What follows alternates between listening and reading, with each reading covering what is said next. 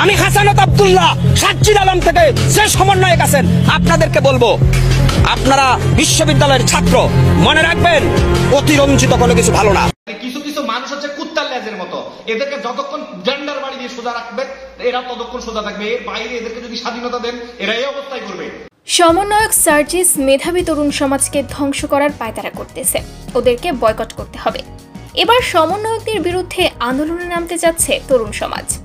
বেশ কিছুদিন ধরে সমালোচনায় কেন্দ্রীয় সমন্বয়করা, প্রথমে দেশের সকল ছেলে মেয়েদের রাজনীতি শেখাতে বলে এরপর হিন্দুদের নিয়ে বক্তব্য দিয়ে এখন সমালোচনায় কেন্দ্রীয় সমন্বয়ক সার্জিস আলম। এবার সার্জিস আলম এবং কেন্দ্রীয় সমন্বয়কদের বিরুদ্ধে মুখ খুলতে শুরু করেছে সাধারণ ছাত্র এবং তরুণরা। একজন বলেন, সমন্বয়করা মেধাবী তরুণ সমাজকে ধ্বংসের পায়তারা করতেছে, সবাই ওদের মতো রাজনীতি করলে পড়ালেখা করবে কে, ডাক্তার ইঞ্জিনিয়ার হবে কে। আরেকজন বলেন, কোটা আন্দোলন করতে গিয়ে এখন ক্ষমতা পেয়ে বাড়াবাড়ি করছে এসব সমন্বয়ক, ওদেরকে বয়কট করতে হবে।